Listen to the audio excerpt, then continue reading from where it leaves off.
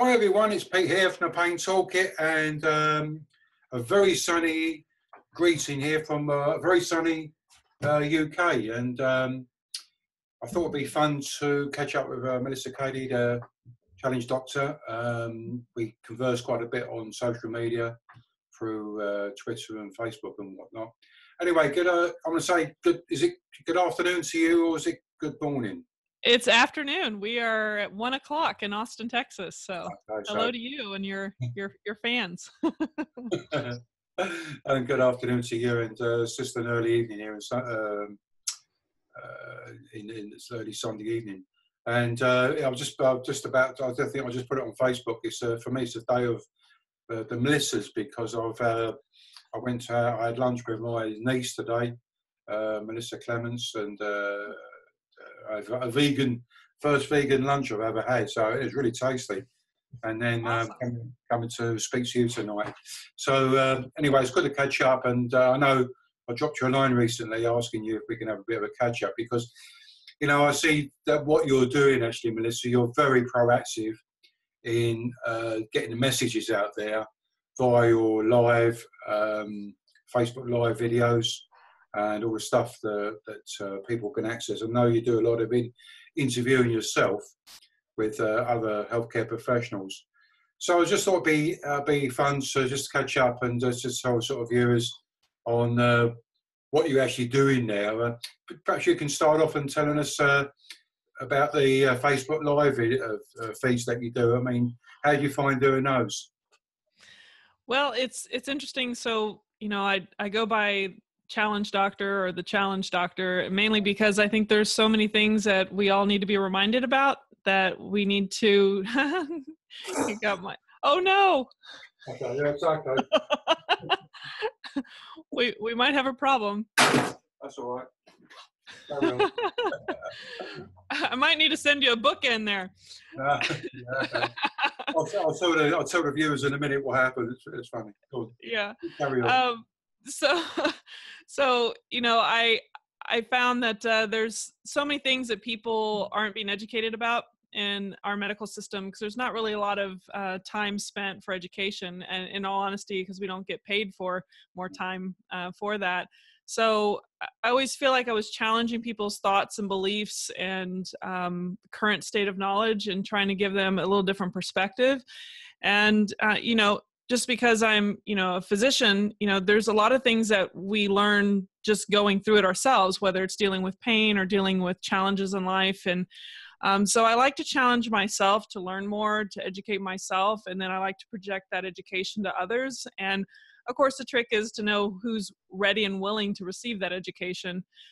So, the Challenge Doctor little videos, in fact, I need to get back on doing a little bit more of those, is really just to give a few tidbits of information or perspective. And a lot of times I'll do them right after a workout, just because I've got the most energy and trying to live the challenge lifestyle in a way. So that's kind of where it started. And that's, where my brand or my website is called The Challenge Doctor. And I try to put a lot of those on YouTube as well, so that people can access them there too. But on Facebook, it's always a lot easier for people to catch those videos live.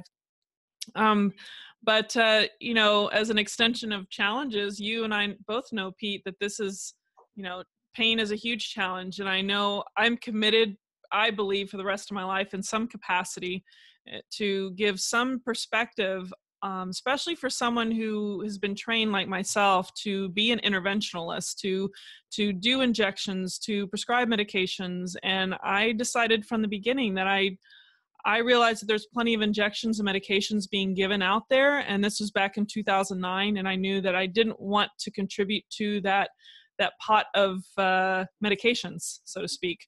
And so I didn't feel like people were missing out because of that. I mean, there are a few rare circumstances that those might play into people's lives, but I do feel like most of what we need to do in life is become more resilient and understand with better skills how we talk to ourselves, how we, get some resources to help ourselves, to help us with pain. So the extension of Challenge Doctor, it's kind of evolved into another site, Pain Out Loud, But that was after deciding to put all my thoughts in an organized fashion into Paindemic, which you just picked off the shelf. Yeah, I better tell viewers this is Melissa's book, and I know probably heard a crash in the background, and that was me actually turning around in my chair to pick it up from the my lower ladder books. A lot of them went crackers on me, but I mean, I know this is one of your books, and I'm not really a book reader, but I have to tell you I've read this and I really enjoy it.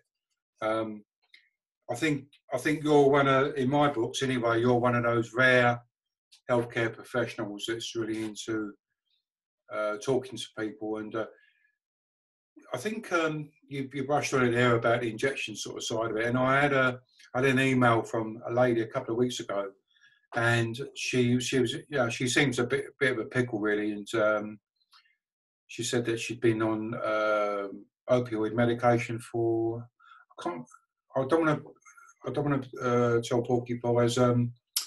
I think it was either 13 or 17 years, and she'd had 3 back operations, but she was in more pain than she had more pain now than what she had before. Now, for me, the question I have to ask myself, and I'd love to ask the doctor, is that why she was on medication for so many years? Because I mean, as you know, I'm not a medical person, but from what I see and listening when I go to conferences, they tell me and that being on opioid medication for a long period of time actually increases the actual pain itself. So I can't understand why a doctor would want to, or doctors would want to prescribe opioid medication for so many years. That baffles me. But I think, I guess in their defence, I think sometimes because there isn't anything else there to send people to or signpost people to, i.e. pain management programs, workshops, etc., courses, that's I guess the only tools they've got in their toolkit. I mean, what do you think about that? I think that's a big basis for one of the reasons I wrote my book. It's a frustration that built within me that I realized that people didn't really have a toolkit. They had a couple tools without a kit, and they had this perception that maybe they did have the toolkit because they became a physician and that they should have all the answers. And there's a term called cognitive dissonance where when suddenly you are told something and you have a certain belief system, and it is very unnerving and difficult to deal with. A lot of people don't want to deal with that discomfort of trying to shift their belief patterns or systems. And so it can manifest in many ways. You find a lot of physicians may actually kind of get angry or irritated by that person, or project back to the patient that they're doing something wrong and not being compliant.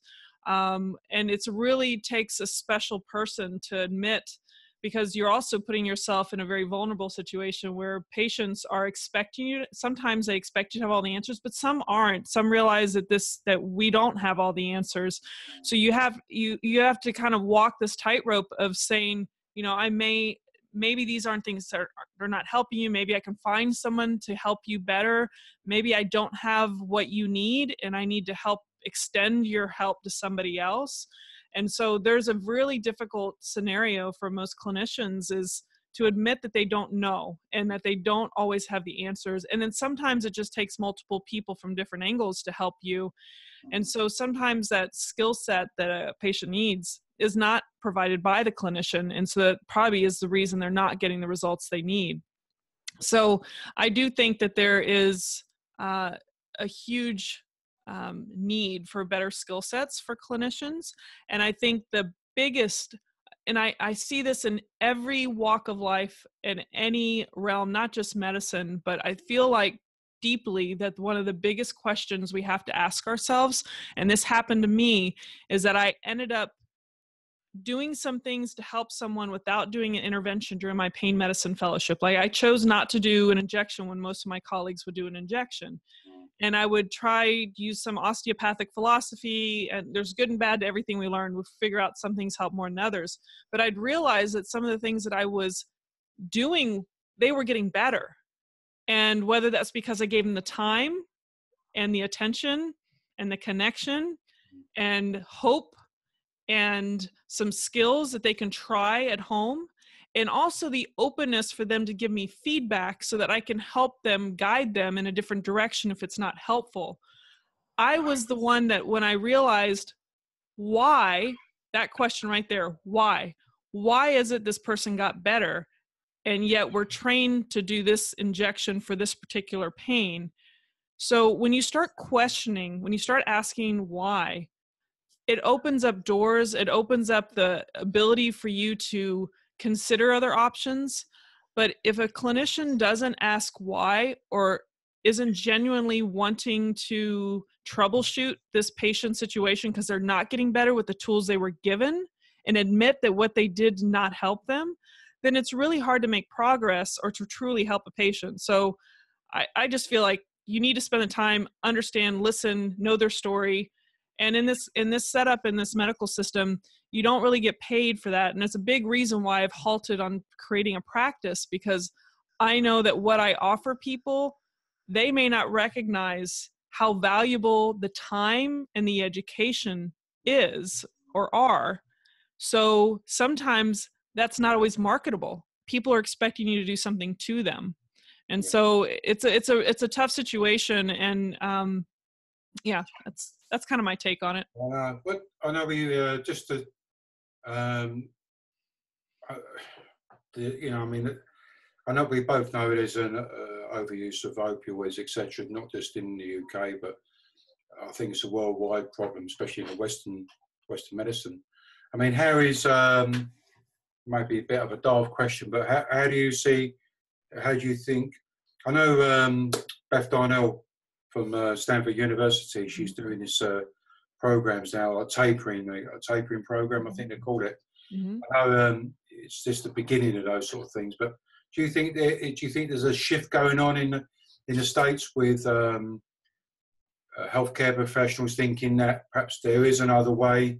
Perhaps we need to be looking at how we promote more self-management for people. You know, what can they do for themselves? Do you see it, or is it about the same as where we were a year ago or 6 months ago?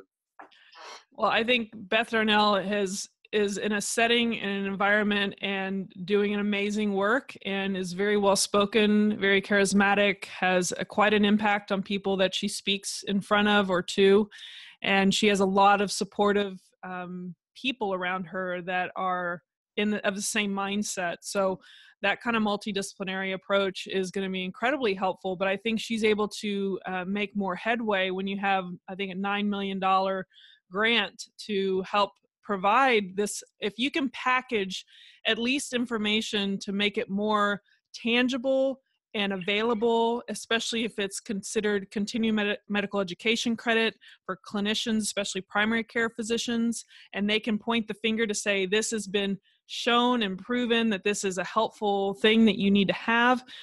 Now that's great, but we also realize that sometimes people need someone to kind of hold their hand during the journey and be part of that process. So it's great if you can say, oh, here it is, go get it, do it.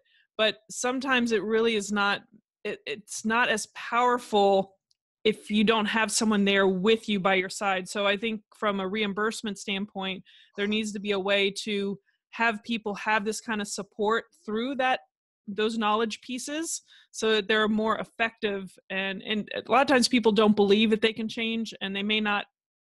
Everyone kind of comes in at different places. So you don't always know if they're really getting it and understanding it the way they should. So I think there's a lot of promise, and I think her work is going to be instrumental for our nation and the world. I know she's going to be speaking in Australia, I think, next year. So she's going to make a huge mark. And I'm very proud of her. I think it's awesome. I hope to get her on Pain Out Loud here sometime soon. Yeah, and to share, even if it's for a little bit, to share what she's doing, because I think people need to know that we're making some headway, and thank goodness for pain researchers that do that, because doing it by yourself, you or myself, just doing something like that, it really takes a massive effort from multiple people. So there's promise, but it's just like turning a a tank around. It's this is an uphill battle with a tank in the other direction. So it's possible. It's just going to be a very slow process, I think. I think what you said there, that people just need that little bit of a, holding hand. In the years back, I used to be a drive instructor, and people need someone sitting beside them. I mean, you drive a car, didn't you? When you learned to drive a car, did you sit in the driving seat, passenger seat? You was in the driving seat. The driver instructor was in the passenger seat, and they coached you along the way. And then after a while, you gained confidence, and you passed your driving test, and that was it. Off you went. Right. And it's the same thing. I think it's very similar for people with managing pain, that they need some bit of guidance at the beginning. But once we get our confidence, etc., we're thinking, you know what, I can do this, and off we go. But for some to be, it's like with medical professionals, it seems to be that till death do us part. It's like a marriage, and and we become self-reliant on the medical profession to manage our pain, sort of thing. And at the end of the day, it's our pain, and it's about us taking more responsibility to manage it. Right. Anyway. Can I say something about your question earlier? Yeah. So, obviously you're speaking of uncertainty and fear, and that people do better with people by their side that don't enable them, but, support them and move in the right direction. But you asked why a lot of people continue on all these medications for like 10 years or whatever. And I told you some reasons, but, when people are on that for so long and the patient is not asking the question why for themselves, if they're not asking that question, then you're stuck in a stalemate where the clinician isn't seeking other resources or asking why, the patient is not asking why, and they end up, because it's kind of like you just set it and leave it be. It's not being really readdressed, and you also have a mindset that you're dealing with within the patient population in society of these expectations, especially if they think that they need these things. And they don't recognize that they're a much different person now than they were 10 years ago, but it happened so slowly and so insidiously, they didn't recognize that they're now a different person. And I know this is true because I've talked to people that have come off the opioids, suddenly feel like they can think again. They didn't even realize how bad they were until they got better. So, I just think there's a lot of, there's factors that are playing off of each other, and that you have to have a society that finally gets it. So there needs to be a massive educational shift in starting with kids too. It's going to take a generation or two, I think. I think so. Listen, I'm very conscious of the fact that it's your Sunday afternoon and you've got a friend that you're going to be meeting.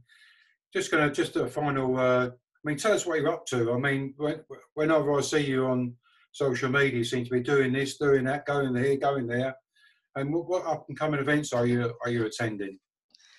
Well, this year, since I used a lot of my vacation to go to Australia and saw you and everything, and going to conferences, I'd love to go to conferences. The one that I have for sure scheduled coming up in Boston is they just changed their name, the Academy of Integrative Pain Management. And they have a nutritional certification course. It's an all-day long one that is more specific to pain.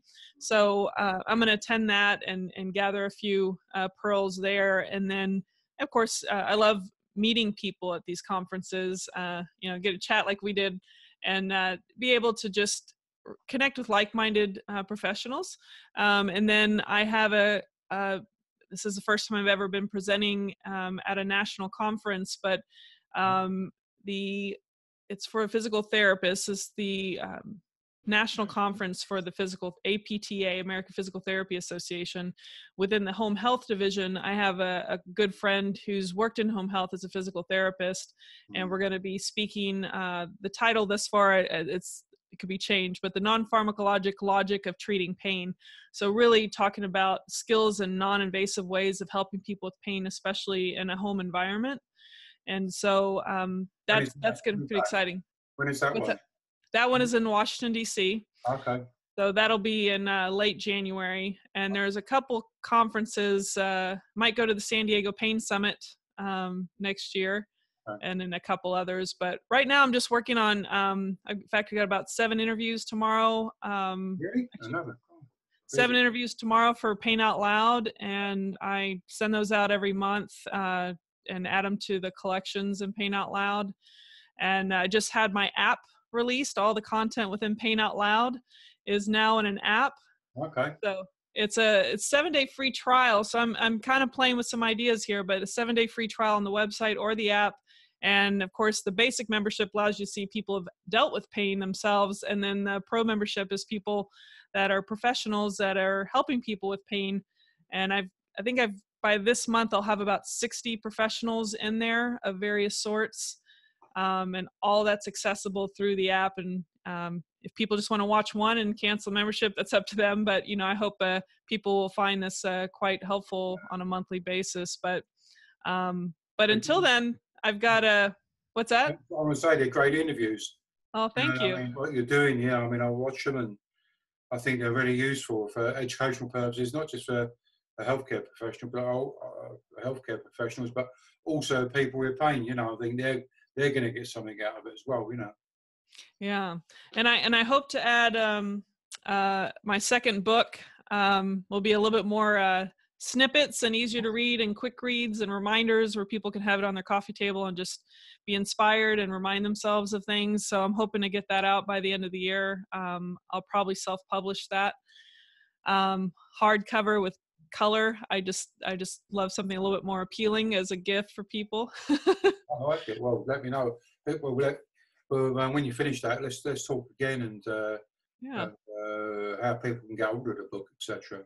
Yeah, but the last thing I was going to tell you is I'm gonna push it out there. I'll probably do an Indiegogo campaign for people that want to be dancing inside of this dance video that I rewrote the lyrics to "Baby Got Back." Yeah. Well, So baby, I can boogie, babe, because I'm in a groove now. So, oh yeah, I say could have been down the gym on Friday morning. It was there was me, old Ken, another guy called Hal. We called him 118, but that's a bit of a UK joke.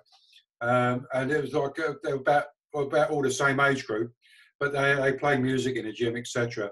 And it was pretty upbeat, and so we were doing what we call dad dancing, But it's great, it's fantastic, and I always reflect back on when was it the Australian conjunct, the Australian Pain Society, New Zealand Pain Society thing in Sydney a few months back, and I really got a lot from I really learned that dancing can be great way of exercise, and having fun at the same time. Yeah, can be around people and connect with people. So I enjoyed that. That'll be fun. Well, make sure you take a video with your buddy at the gym and have you dancing, and then we might put you in the video. I'm in a groove now, baby. You don't even have to dance to the song itself. Just start dancing, and maybe I'll throw it in there. Okay, cool. Hey, listen, I'll let you get on with your afternoon. It's been great seeing you, great talking to you. I always get a lot from you, Melissa. I think the work you're doing over there in the States and the messages that you're putting out there, if we could clone you, that'd be fantastic. So just keep up the good work, and I'm very proud of what you're doing and helping other people like myself who live with persistent pain. So, well, thank you. It's always a pleasure. Yeah, great stuff. Okay, then, so I wish you a happy Sunday afternoon, and I'll speak to you again soon. Take care now. Sounds perfect. Ciao. Bye-bye.